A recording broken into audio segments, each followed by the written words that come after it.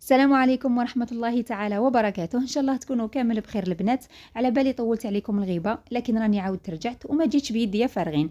جيتكم اليوم بأروع وصفة غاطو بريستيج اللي جامي تندموا عليه. يجي بزاف بنين، ساهل وبشكل جد راقي اللي تقدروا تقدموه في جميع مناسباتكم. قبل ما نروحوا لطريقة التحضير ما تنسوش ديروا لي جيم وتبارطاجيو لا فيديو. نبداو بسم الله بلا بات صابلي اللي نديروها كقاعدة للغاطو. عندي 70 غرام تاع مارغرين طرية، زدت لها 35 غرام سكر غلاس، رشه ملح مع لافاني وصفار بيضه.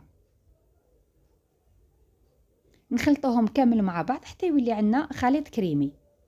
نعاود لكم 70 غرام مارغرين، 35 غرام سكر غلاس، صفار بيضه، لافاني وقرصه ملح. هذا ما كان. شوفوا كيفاش يولي عندنا الخليط، تقريبا اللون تاعو بيض. ونلمو بالفرينه اللي كنا غربلناها من قبل. لمو باطراف الاصابع فقط بلا ما تعجنوا لاباط. نتحصل على عجينه تكون طريه وما تكونش تتلاصق بهذا القوام. ونحلها بين دو ساشي اليمونتير على سمك نصف سنتيمتر.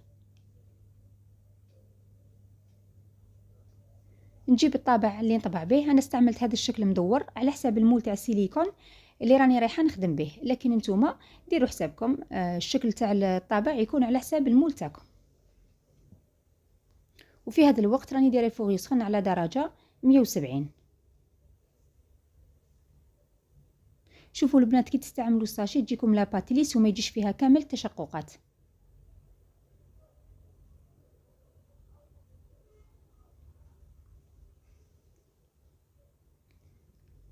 ونحطهم في سنيوه. من بعد ندخلو يطيب كما قلت لكم على درجه 170 حتى يتحمر مليح من التحت ومن الفوق يدي تحميره خفيفه، يعني ينشف برك. نطيبو ونكملو باقي المراحل.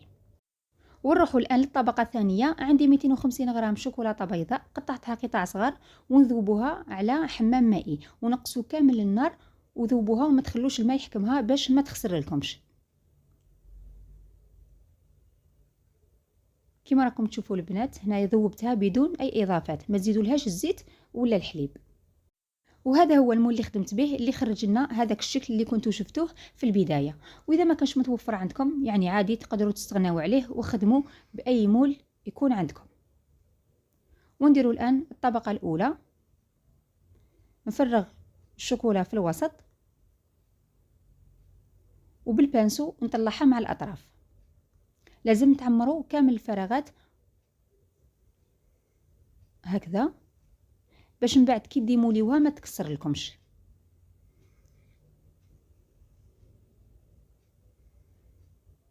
نزيد حبه واحده اخرى.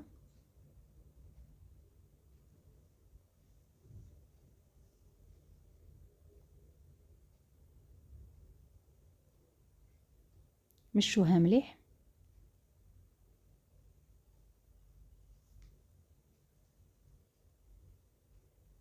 وبنفس الطريقه نكمل مع الباقي. من بعد ندخلوا للكونجيلاتور يجمد دقيقه واحده فقط، يعني عبر ما تنشف الشوكولا. ونعاودوا الطبقه الثانيه كما راني ندير، لكن هذه المره نديروا غير مع الاطراف، ما ديروش في القاعده باش ما تجيكمش لاكوش تاع الشوكولا خشينه بزاف.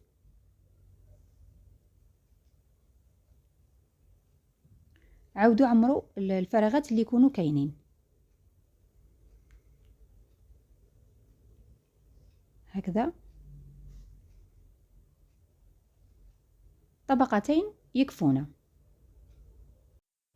ونروحوا الان للمرحله الثانيه. نوجدوا لافاكس اللي نعمروا بها المول. عندي كيله تاع الفايتين نلموها بلا باتا تارتيني نوازات تركيه من لا مارك اي جباره الغنيه عن التعريف. تجي بزاف بنينه، الحلاوه تاعها معتدله ماشي حلوه بزاف حتى تقهم، يعني تقدروا تخدموا بها كامل لي غاتو بريستيج وحتى لا باتيسري. والحاجه المليحه فيها كامل القوام تاعها كريمي وسائله نوعا ما، تقدروا تخدموا بها بكل سهوله ما تجيكمش كامل يابسه.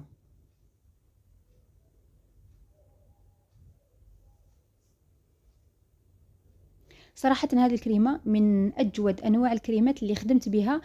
يعني الجاتو هايلة، يعني ذوقها رائع وكي تاكلوها تحسوا بالبنة تاع البندق.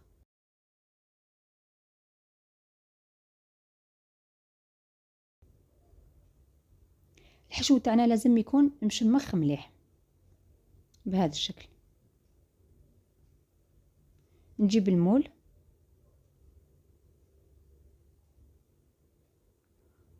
ونديروا له في الاول حبيبات تاع الجوز كنت كسرتهم بيدي، يعني ما ترحوهمش، كسروهم فقط وديروهم كطبقه اولى. ولا تقدروا كذلك ديروا لي نوازات كريي ثاني تكسروهم وديروهم على حسب الذوق تاعكم.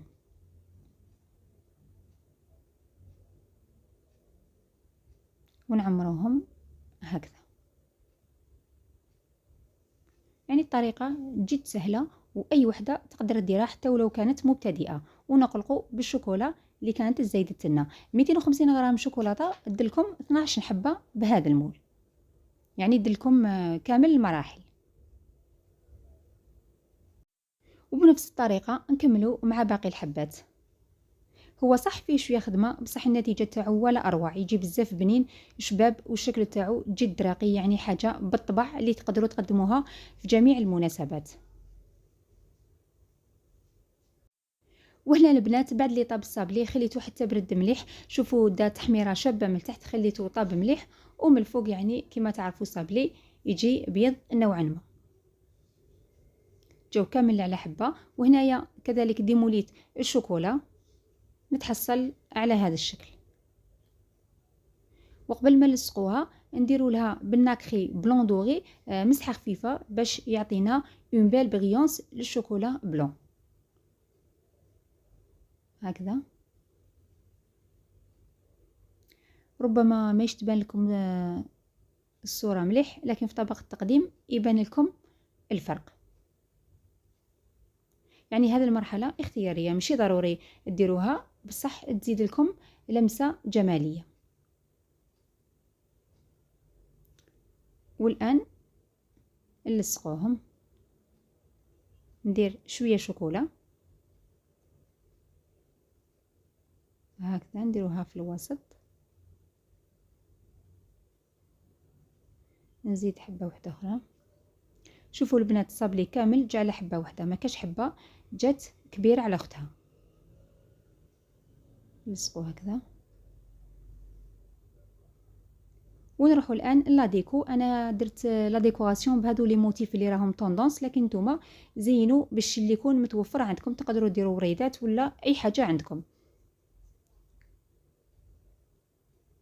ويلصقوا بالشوكولا يعني بكل سهوله هاك.